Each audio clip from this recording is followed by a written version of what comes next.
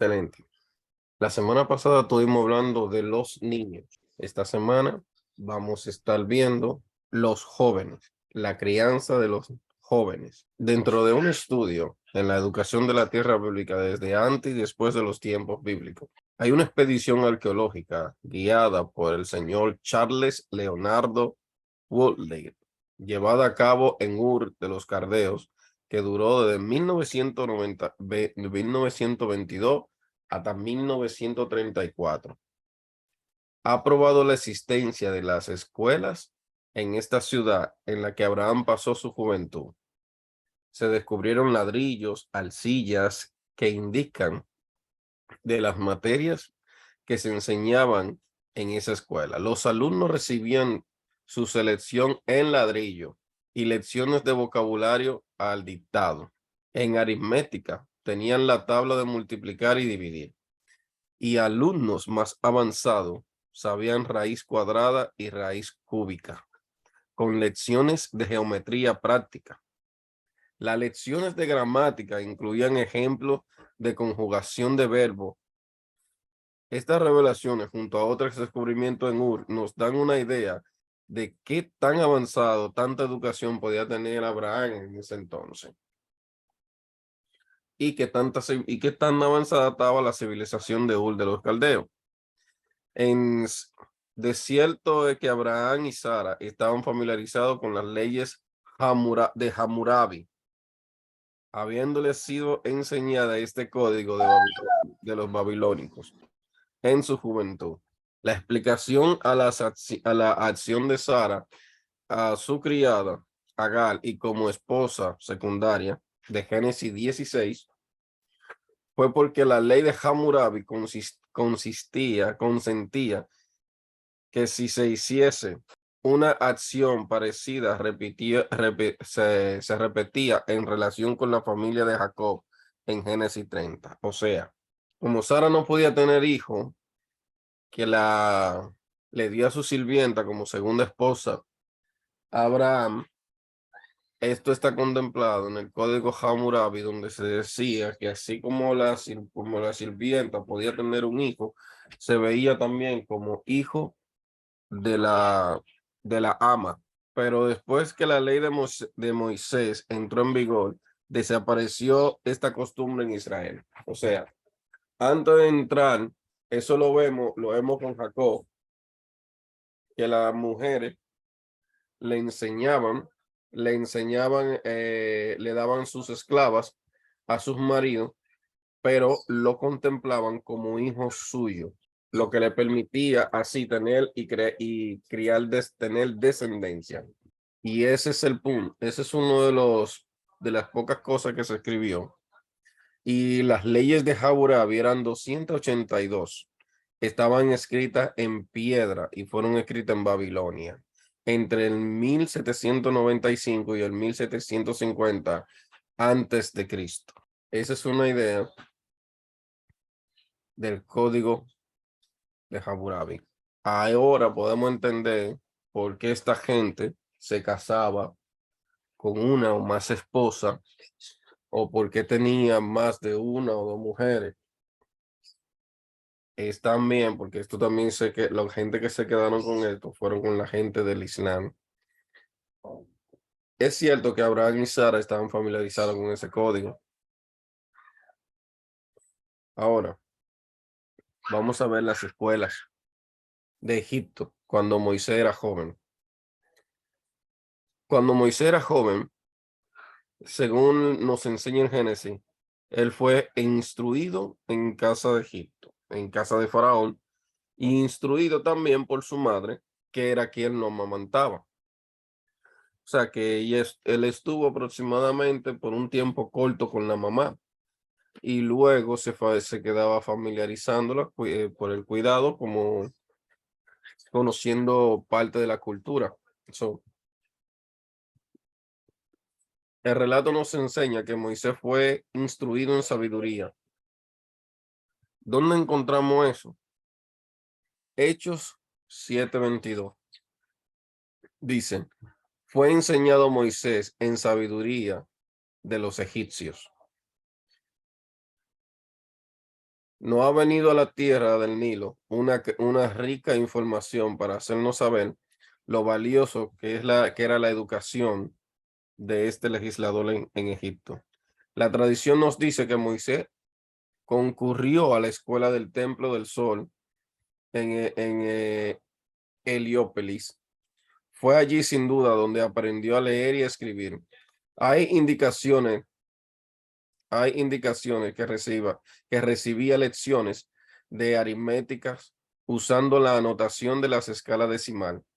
Debe de haber estudiado superficie geométrica que le permitió estar familiarizado con la agrimensura, el arte de medir la tierra y su conocimiento de matemática le llevaron a la trigonometría. Los egipcios también estudiaban la astronomía, así como la arquitectura.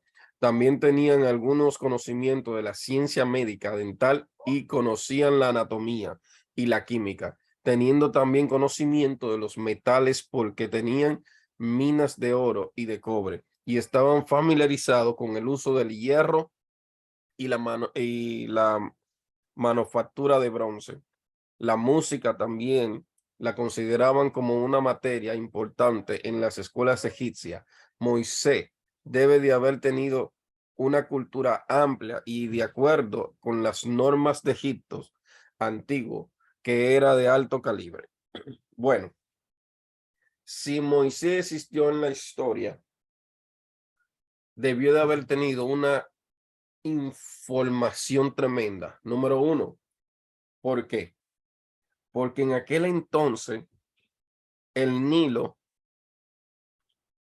el Nilo era la principal fuente de agua para los agricultores, para la siembra, para todo. Por eso se le consideraba como un dios. Al Moisés en el relato histórico en venir por el agua, que su nombre significa el que controla las aguas, el que manipula las aguas, el que ordena las aguas, y haber sido criado en medio de dos culturas, una muy filosófica y muy atada a lo material y espiritual en referencia a sus dioses, que eso es lo más importante, y otra de la procesión de los hebreos, que los hebreos no eran más que los que cruzaban. Entonces, tenemos a Moisés, un hombre criado dentro de los salones. Se va, pasan años y según la historia bíblica dice que venía, entraba y pedía entrar a los, a los aposentos del faraón. Número uno, para tener acceso a faraón, no era como que yo llegué, soy un pata sucia y quiero ver a faraón. No era como que eh, yo quiero ver al presidente y como yo soy Víctor, yo quiero ver al presidente. No funcionaba así, no funcionaba así en aquel tiempo y no funciona así ahora. Para llegar al presidente hay una escolta. Para llegar a Faraón también había una escolta y bastante grande. No sé cómo era posible que la Biblia no habla a nosotros de que, eh, oye, yo quiero ver a Faraón y inmediatamente tiene acceso. Lo que nos da a entender de lo que representaba Moisés como monarca, no tanto del pueblo, sino la voz del pueblo y la autoridad también que representaba en Egipto. La educación bajo la ley de Moisés. Vamos a ver. La obligación de educar a la juventud había sido delegada por la ley mosaica a los padres hebreos. El hogar debía de ser la escuela y los padres eran los maestros. El reglamento dice así. Y estas palabras que yo te mando hoy estarán sobre tu corazón y las repetirás a tus hijos y hablarás de ella estando en tu casa y andando por el camino y al acostarte y cuando te levantes y has de atarla por señal en tu mano y estará por frontales entre tus ojos y la escribirás en los postes de tu casa y en tus portadas. Esto es parte de lo que se llama el Shema, el escucha Israel. Esa es la segunda parte del Shema. La fiesta de la ley, tales como la Pascua, estaban diseñadas en forma que los jóvenes no tenían más que hacer esta pregunta: ¿qué rito os es, qué rito os es vuestro? Esto lo encontramos en Éxodo 12:26, que dice, Éxodo 12:26 específicamente, lo tengo por aquí.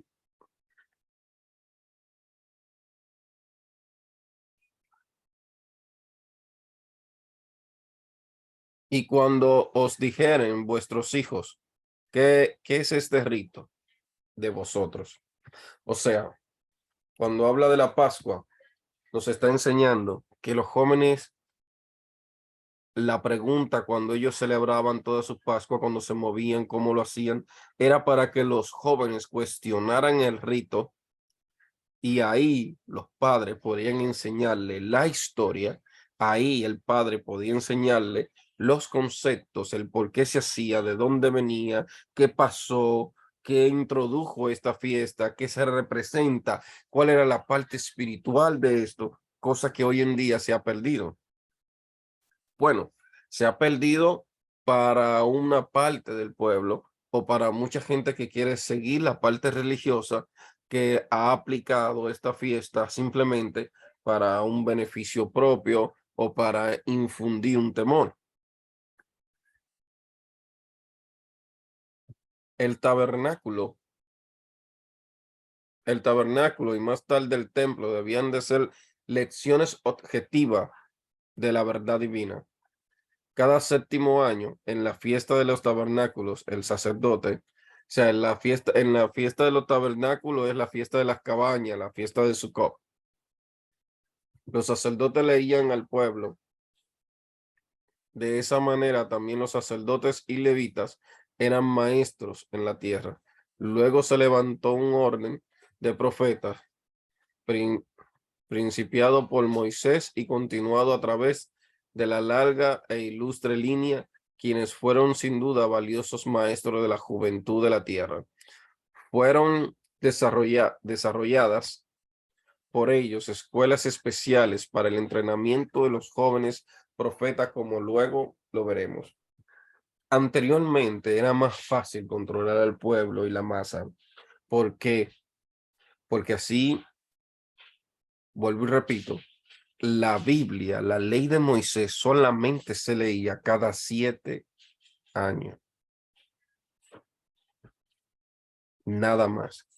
Todo el que estaba en el pueblo, cada 7 años podía escuchar. ¿Por qué? Porque el saber leer y escribir para el pueblo hebreo no era todo el mundo que lo tenía ese conocimiento o podía acceder a ese aprendizaje. Por eso era que los que sabían tenían una ventaja por delante de los que no. So, hoy en día tenemos la facilidad de tener el acceso a toda esta información y vivimos haciendo un desmadre. Imagínese entonces cuando simplemente tú tenías que sentarte a escuchar cada 7 años o escuchar simplemente parábolas e historias de otra persona. Esa era la educación. Las escuelas de los profetas. Las escuelas de los profetas fueron diseñadas para instruir a los jóvenes y para llevarlo un camino, para que no se desviaran y para enfocar al pueblo en el servicio o la abodá al Eterno. Para la Pascua, por causa de la inclinación moral del sacerdocio bajo él y sus malvados hijos, Samuel tuvo la inspiración de formar una escuela de profetas, donde los jóvenes, mayormente los levitas, se entrenaban para enseñar la ley de Dios al pueblo. Había una de esas escuelas en la ciudad de Rama, presidida por Samuel, y a la cual huyó David. Estando allí, por algún tiempo cuando Saúl le buscaba para matarlo. ¿Dónde encontramos eso, Víctor? Eso lo encontramos en Primera de Samuel 19, del 18 al 21. Parece que había otra escuela en Gilgal, donde Samuel mencionó una compañía de profetas en Primera de Samuel 10:5. En los días de Elías y Eliseo se hacía referencia a los profetas en Primera de Reyes 20:35, que vivían junto a Gilgal en Betel y en Jericó. En Segunda de Reyes 2:1, en Segunda de Reyes 3, Segunda de Reyes 5 y en 4 de Reyes 38. Cerca de 100 profetas comieron con Eliseo en Gilgal.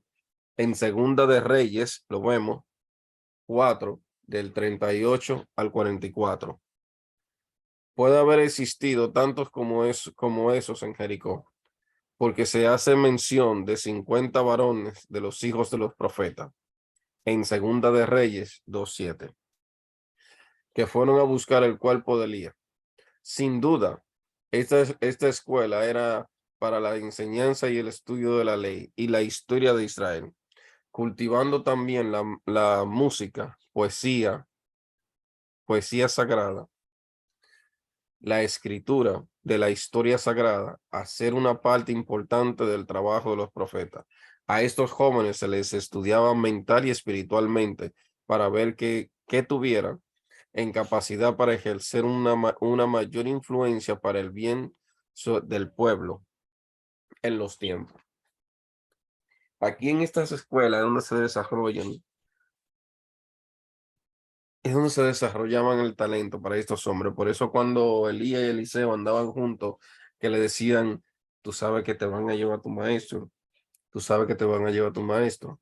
O sea, es una señal de que realmente estas personas estaban en un nivel espiritual mayor de lo que podemos ver hoy en día con las escuelas de profetas que abundan hoy en día, donde las profecías que se dan aluden simplemente al rechazo de creer en este tipo de personas que se hacen llamar Naví, profeta, Naví en hebreo,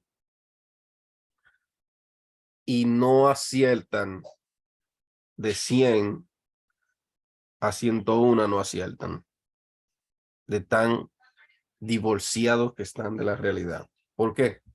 Porque esta gente cree que yendo a los montes a orar y es simplemente a matar o a chismear, pueden crear un movimiento donde solamente se puede llegar a través del estudio y la espiritualidad concebida a través de los principios. Porque la espiritualidad a través de los principios y canalización es lo que nos ayuda a mejorarnos nosotros mismos y no a ver el defecto en los demás. Cada vez que el profeta actuaba en estos tiempos, no vemos que actuaba por cuenta propia, sino que era un enviado y se manejaba en todo su mensaje a través de la información que le daban.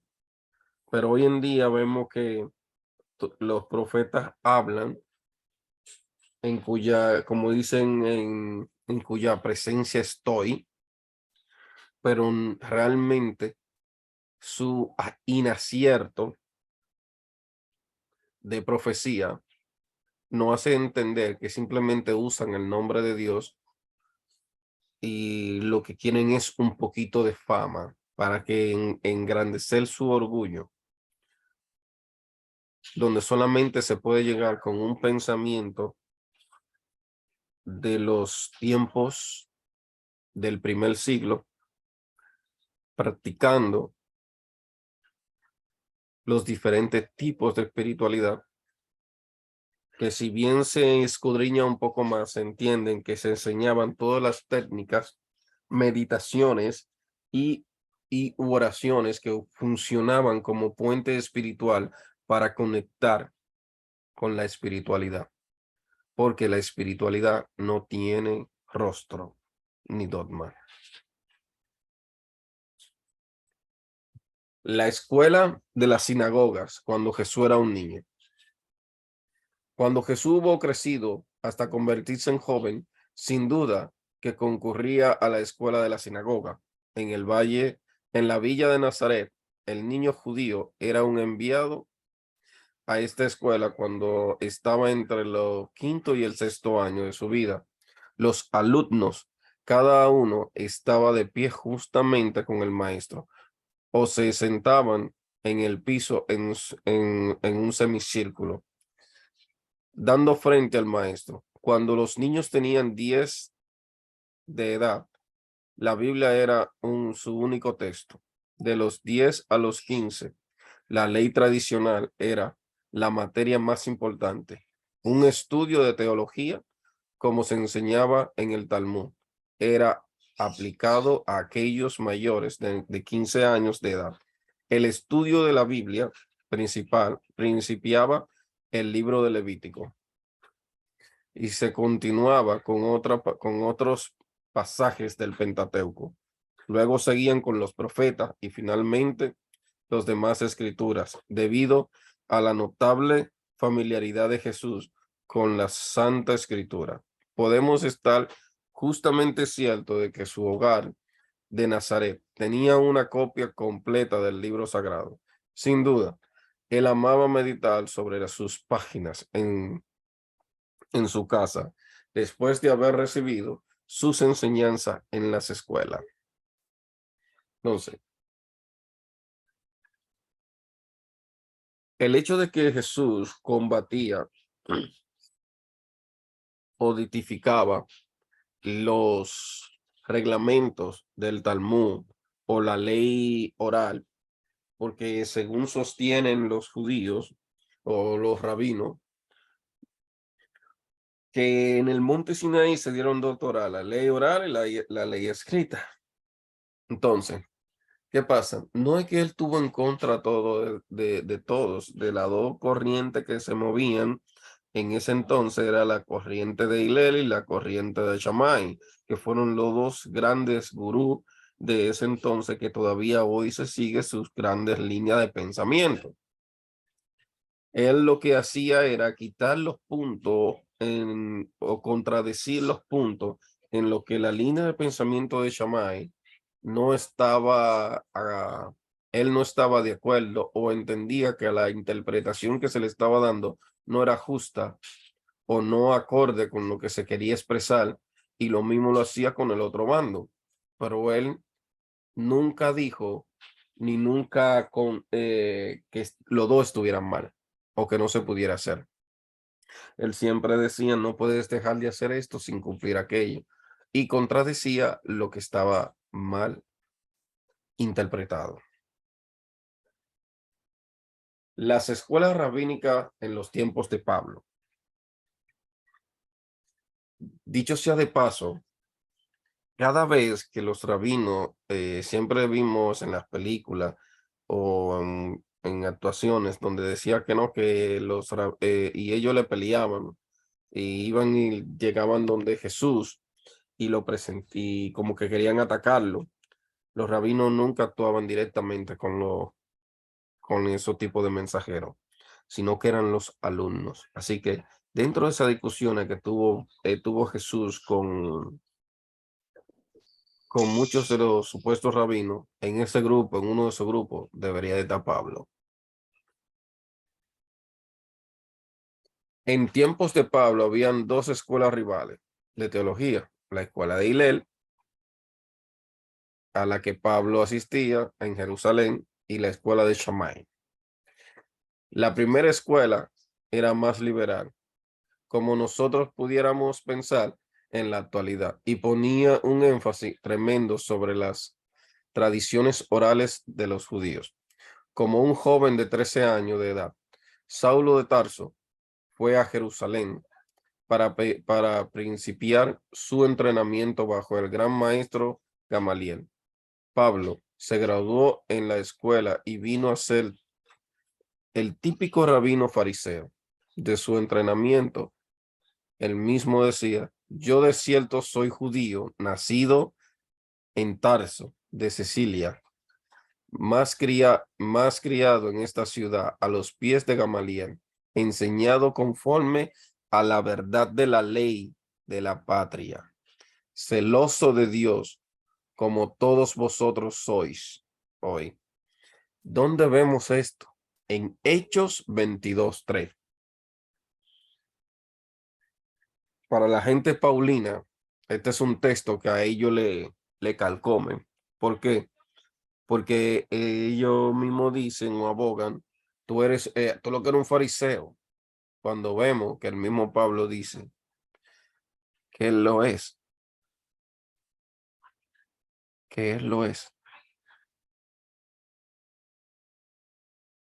El entrenamiento de Jesús cuando era joven había sido bajo la otra escuela, donde había menos conflictos sobre la tradición y más sobre las enseñanzas espirituales de la ley y los profetas.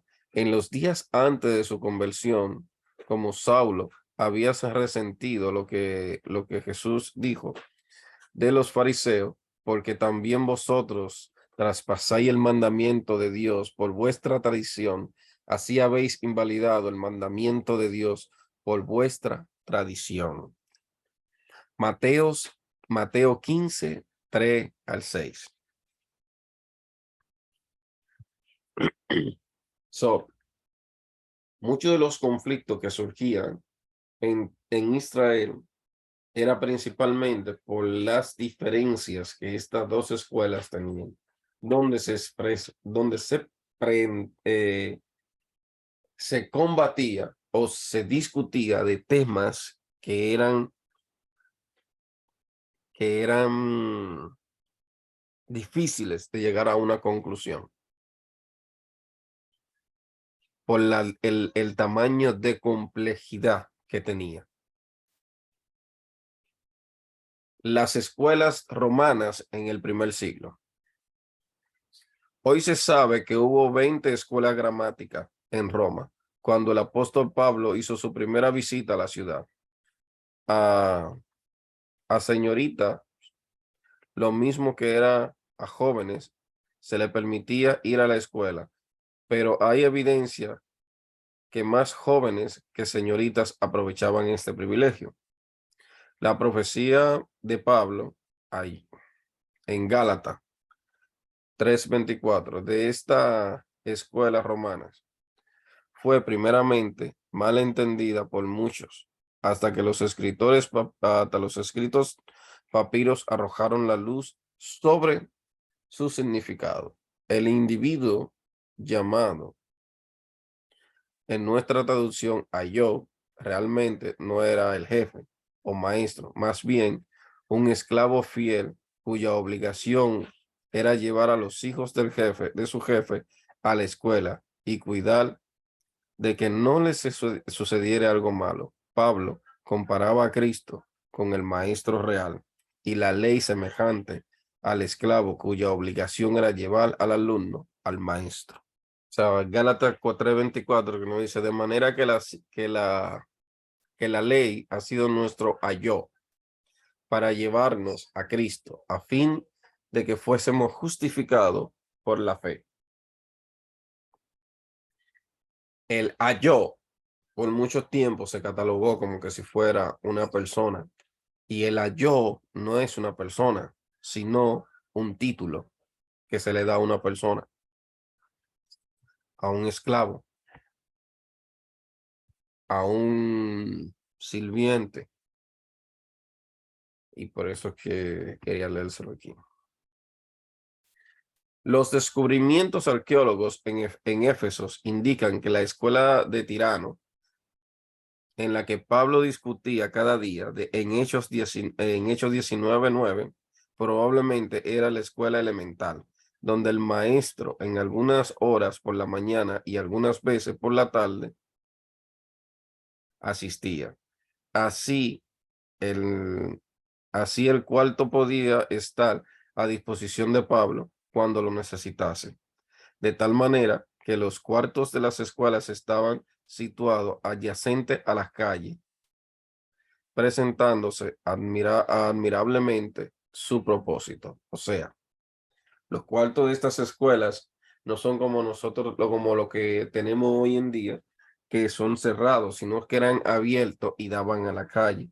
¿Para qué? Para que todo el que cruzase se puede sentir inspirado, se parara, pudiera aprender y más adelante pudiera mandar a sus hijos. La escasez de personas que quisieran aprender de diferentes materias religiosas, dioses, literatura, era muy escasa debido a que la gente lo que buscaba era la manera de ganar el dinero, trabajar y crear un futuro.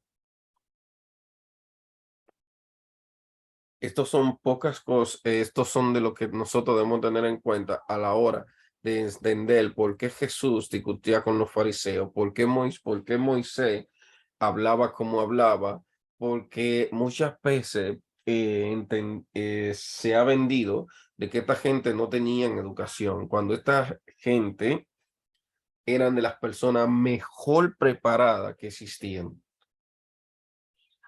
Entonces, muchas veces en el cristianismo se castró una generación para que no estudiasen. Y hoy en día tenemos la facilidad de que ya hemos salido mucho de la caverna, pero debemos de continuar creando ese camino para la generación. Pero hoy en día tenemos mucha información que tenemos que filtrar, identificar y analizar, cuestionar, criticar para desmitigar si es cierto o falso. Y solamente conociendo la historia podemos entender y no repetir los mismos errores. Hasta aquí ha llegado mi participación. Si tienen alguna pregunta, pueden abrir los micrófonos. Sí, Víctor, quiero hacer una pregunta. Me parece sumamente interesante esta clase, aunque para serte sincera, en algunos puntos como que me perdía, pero Sí, no quería interrumpir para poder aprovechar al máximo. Eh, una cuestión, tú dijiste en algún momento que la Biblia como nosotros la conocemos hoy en día, ¿verdad? Que andamos con ella bajo el brazo, que andamos con ella tatuada para arriba y para abajo en algunas corrientes religiosas, otros somos menos quizás extremos, pero entonces tú me estás diciendo que en esa época la Biblia se veía más como un libro de estudio, es como que se tomaba para ir a aprender y que era cada 7 días o cada 7 años. los encargados de leer al pueblo la palabra que ya se había establecido, que en aquel caso era el pergamino de Levítico, lo que se tenía a mano y uno que otro rollo de Deuteronomio, se leía cada 7 años en la fiesta de los tabernáculos.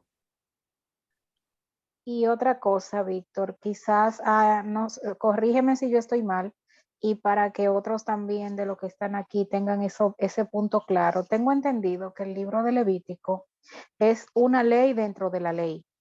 Era una ley dentro de la ley que era dirigida, obviamente, para los, así como su nombre lo dice, para los levitas, que eran los encargados de todo lo que tenía que ver con el templo, sacrificios, sacerdocio y demás hierba aromática. ¿Es correcto? Sí, el libro de Levítico era ley dentro de ley porque establecía las leyes para el sacerdocio, establecía las leyes para el pueblo y establecía la ley para el hombre y para la mujer. Lo que tenía que ver con los sacrificios, me imagino, porque como Correcto.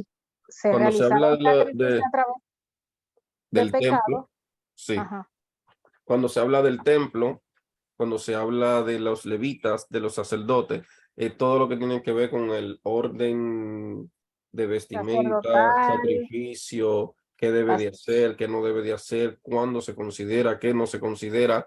Por eso están, dentro del Levítico están las bendiciones y las maldiciones. era más o menos como jurisdicción que ahora sería, en el caso de nosotros, el juzgado o el juzgado de paz, el juez, o sea, lo que determinan cuando hay un delito o no hay un delito y su sanción dependiendo la gravedad. Vendría Correcto. siendo algo más o menos así, ¿verdad? Era su legislación. Incluso su Exacto. sistema, el sistema moral básicamente está basado en Levítico. Exacto. Y mira qué interesante es que a esta altura nosotros sepamos esta información porque desde que el mundo existe y desde que el cristianismo es una realidad entre nosotros, nos hemos estado matando uno al otro y juzgándonos y condenándonos por una ley que ni siquiera nos corresponde en tiempo y espacio y ni en cultura, por decirlo de alguna manera, porque si no va, si nos va a, de manera indirecta nos beneficia, obviamente, ¿verdad? Porque son conceptos y tienen que ver mucho con la moral y todo eso. Y obviamente sabiéndolo aplicar, pues sí se puede obtener un buen beneficio más, no tomarlo como un dogma o una doctrina para estos tiempos porque nada que ver. Lo que pasa es que la gente y la gente lo toma porque como dice en Apocalipsis, que todos somos sacerdotes, entonces quieren aplicar la ley levítica a ese tipo de sacerdote, a que todos somos sacerdotes, Sí, pero pero no sabe realmente a qué se está refiriendo.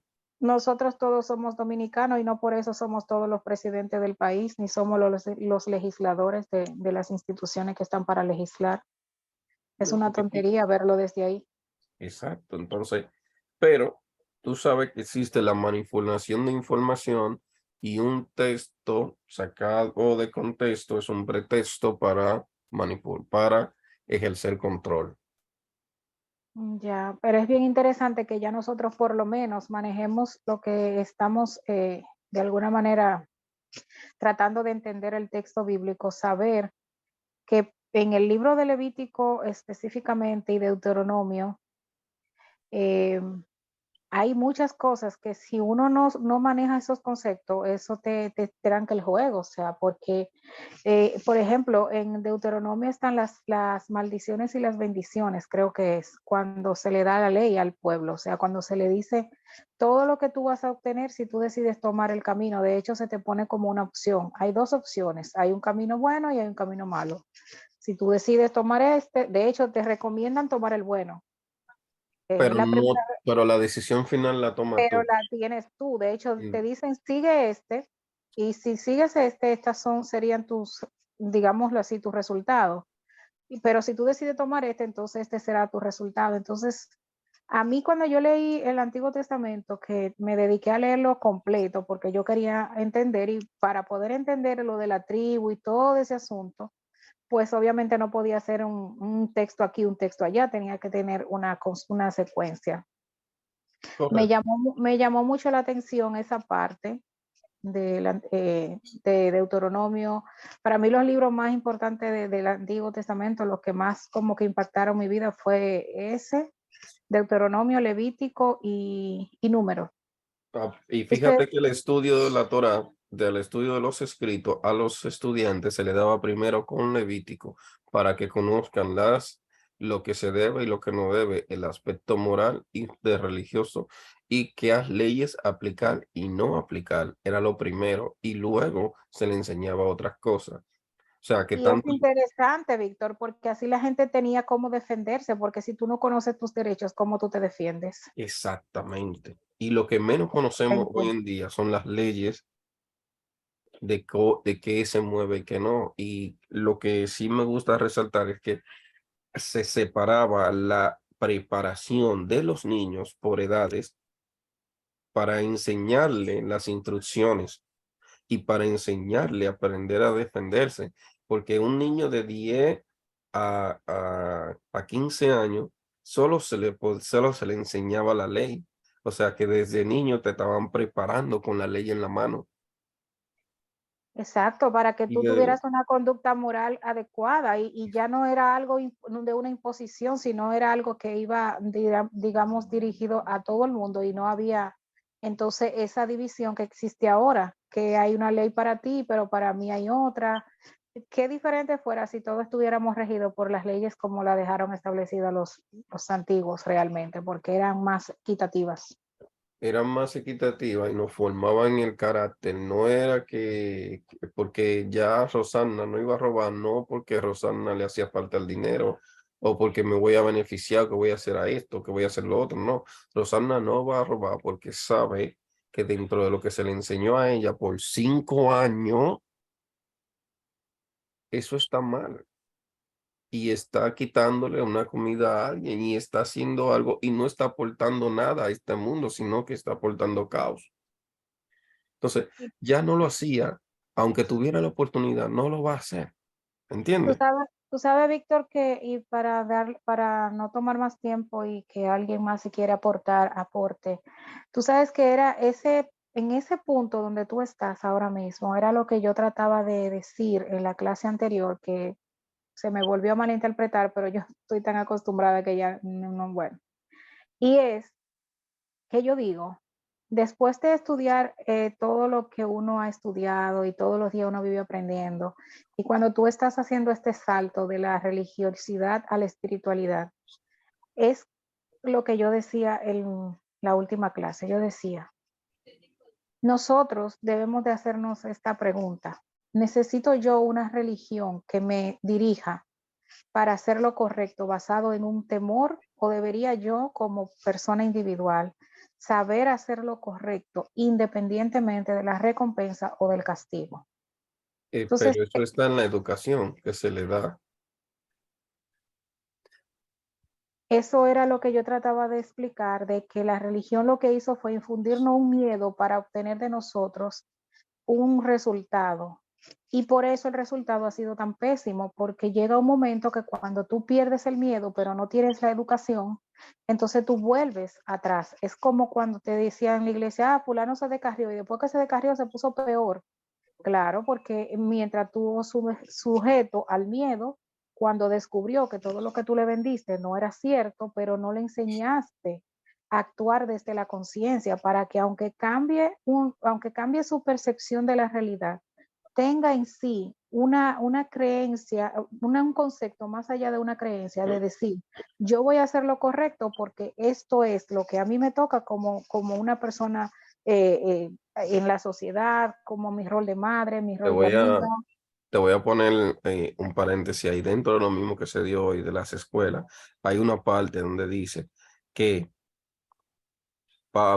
Saulo estudió con Gamaliel, pero Jesús estudió con Shammai. Las dos casas son diferentes. Llega un punto donde estas casas se enfrentaban, ¿eh?, por niveles de concepto. Incluso Jesús siempre le tiraba mucho a la casa de Hilel y también a la casa de Shammai. Cuando Pablo entra en este punto en el que quiere acabar con el movimiento de Jesús, entra en este conflicto y llega a un punto donde su conciencia, donde crea conciencia de lo que está haciendo y mejor se agrega al movimiento. Pero ¿por qué pudo hacer esto? Porque lo enseñaron desde pequeño a crear conciencia en sus actos.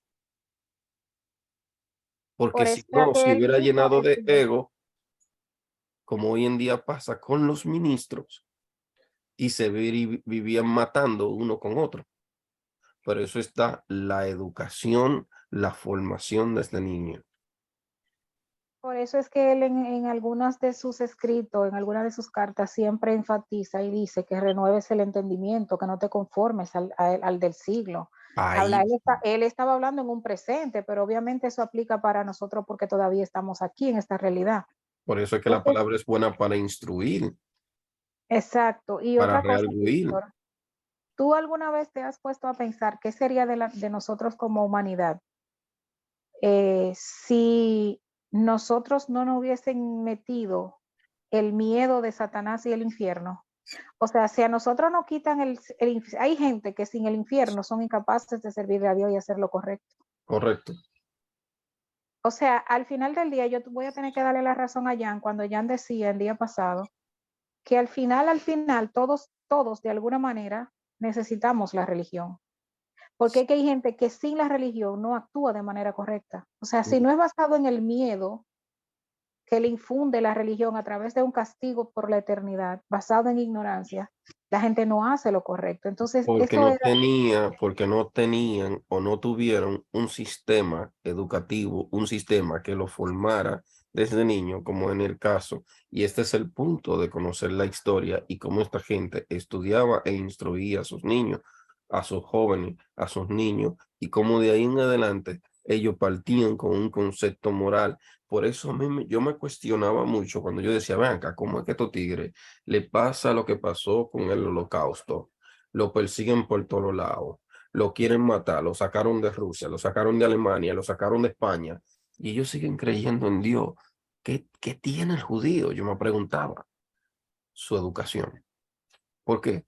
Porque a ti te enseñan los principios desde niño y te enseñan que todo lo que ha pasado es perfecto como es y que no es culpa ni tuya, ni mía, ni de él, ni de aquel, sino que es necesario para aprender lo que hay detrás. Pero ¿cómo se hace? A través de la formación de las leyes, a través del conocimiento. Tú hablas con un judío del libro de Job y te dice, eso es alegoría.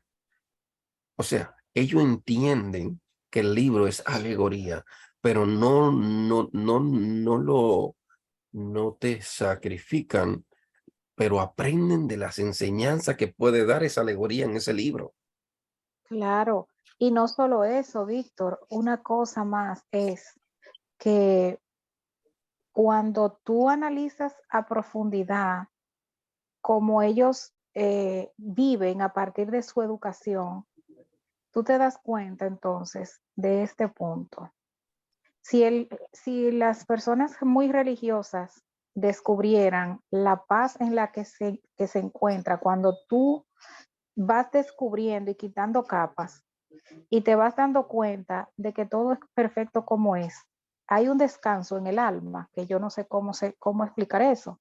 Porque Ujú. no es que los problemas no te afectan, no es que cuando me duele algo físico no me duele igual. Yo siento el mismo dolor que cuando yo creía que el dolor me lo estaba mandando Satanás. Es el mismo dolor. ¿Cuál es la diferencia? Que yo ahora ese dolor, yo no lo uso como para victimizarme, yo lo uso para ver qué me quiere decir el dolor. ¿Qué El yo tengo punto. que trabajar para ese dolor? Si es en conciencia, si es en la parte espiritual o si es en la parte física, que yo estoy descuidando mi cuerpo, como es el caso, y me está pasando factura. Entonces, si la gente que practica la religiosidad hacia el extremo, que todo es culpable de un factor externo, o sea, nunca son ellos, siempre o es el diablo o siempre están en una batalla. Entonces, venir a este lado y ver los problemas de la vida como perfectos, porque todo te enseña, todo se convierte en un maestro, todo el mundo te está enseñando algo, y cuando tú lo analizas profundamente y lo incorporas, ya se acaba como ese drama existencial. Claro, nosotros somos seres biológicos que tenemos obviamente nuestras emociones, que son una de las cosas que más nos juegan en contra. No digo que todo es perfecto aquí, pero es más manejable que desde la religión, al ¿Tú menos sabes yo por así qué lo se da veo. todo eso? Se da todo eso porque son conscientes de lo que siguen. Tú le puedes preguntar a las 50 cristianos cuáles son la fundación, los fundamentos de su religión o su fe y no te saben decir. Tú le preguntas a 50 judíos y te van a dar todos los lujos y detalles de cuál es su fundamento. ¿Por qué? Porque ellos son conscientes de lo que siguen. Ellos saben que el libro está diseñado así, ellos saben que el canon fue formado así, pero y conocen cada libro, conocen toda la parte de su historia, o sea, son conscientes del Dios que les siguen, son conscientes de su historia, son conscientes de la manipulación del libro, son conscientes de la alegoría que tiene el libro, son conscientes de los mitos que tiene el libro. Y a través de la conciencia, entonces toman la decisión de creer en su Dios y seguirlo. Entonces, esas son cosas que solamente se alcanzan a través de la formación, de la educación, del conocimiento de tu historia, de tu pueblo, de tus raíces, de todo tu árbol genealógico, de crear ese punto en el que Claro, no existe y que se eliminó hoy en día y que simplemente quieren vivir atacando o quieren vivir